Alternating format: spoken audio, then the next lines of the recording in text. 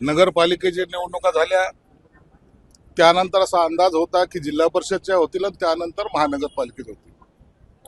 परंतु मध्ये जे संकेत मिळाले त्यानुसार महानगरपालिकेच्या पहिल्या नंतर जिल्हा परिषद होणार आहे. आणि म्हणून आम्ही पूर्वीपासूनच तयारी केली होती. पक्ष म्हणून नगरपालिकेच्या निवडणुका झाल्यात. आता तुम्ही पाहत असाल या मध्यवर्ती कार्यालयामध्ये 2 दिवसापासून इच्छुकाचे फॉर्म वाटप भरून घेणे आणि आज त्यांच्या मुलाखती घेण्याचा कार्यक्रम चालू आहे. म्हणून आचारसंहिता जरी 4 वाजता लागत असेल तरी आमची पूर्वतयारी ही पूर्ण झालेली आहे.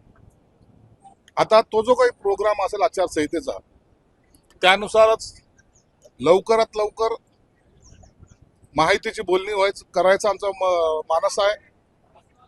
भाजपच्या नेत्यांशी आम्ही संपर्क साधून आहोत. राष्ट्रवादीचे काही असेल त्यांच्याशी संपर्क साधू आणि निश्चितच आहे युती ही लवकर झाली तर कार्यकर्त्याला सुद्धा काम करायला वाव मिळतो. कारण की हे जो काही पिरियड आहे मला वाटतं 20 ते 25 दिवसापेक्षा जास्त नसेल. आणि ह्या 25 दिवसामध्ये हे सर्व करणं थोडं कसरतीचं काम जरी असलं तरी आमची पूर्ण तयारी झालेली आहे. आणि म्हणून उद्यापासून खऱ्या अर्थानं निवडणुकीची जी तयारी ज्याला म्हणतात, जे काही जातीचे प्रमाणपत्राचा विषय असतो, काहीचा कोणत्या प्रभागामध्ये लढवायचा तो एक विषय असतो. एक अंदाजे उमेदवाराची चाचपणी ह्या 2 दिवसामध्ये पूर्ण केली जाईल आणि निवडणूक ही महायुती जिंकेल असा आम्हाला विश्वास आहे. की त्या उजव्या आणि डाव्या बाजूला जे नेते उभा आहेत त्यांच्या मुलांचा जो प्रश्न आहे तो तुम्ही कसा मिटवणार आहात? हे सर्व प्रश्न प्रत्येक निवडणुकीमध्ये येतात. याला काय विशेष नसतं. यांचा मुलगा लढतो का यांची मुलगी लढते हा प्रश्न गौण आहे आमच्यासाठी. आम्ही सर्वजण मिळून एक निर्णय घेणार आहोत आणि अखेरचा निर्णय हे एकनाथ शिंदे साहेब घेणार आहेत. म्हणून आमच्यामध्ये कुठेही वाद विवाद किंवा काय होईल आता किंवा तलवारी काढायच्या अशातला कोणताही विषय नसतो. ह्या निवडणुकीमध्ये एका वार्डमध्ये तुमच्या माहितीसह सांगतो, एका प्रभागामध्ये जवळपास 50 अर्ज आले. 4 लोकांना जर उमेदवारी द्यायचे 50 अर्ज आले तर निश्चित टेन्शन हे येणारच आहे. आणि म्हणून आता हे जे काही आमच्या सर्व टीम जी आहे पूर्ण टीम ही टीमचं कामच आहे की प्रत्येकाला समजवणं, ज्याला उमेदवारी मिळेल त्याला उमेदवारी द्यायच्यासाठी त्याचा शिफारस करणं आणि ज्याला उमेदवारी मिळणार नाही त्याला कसं या संघटनेमध्ये कोणत्या कोणत्या पदावर जर घ्यायचं असेल तर त्या काय त्यांना कमिटमेंट करायची ते करणं हे सर्व या सर्व पदाधिकाऱ्यांचं काम.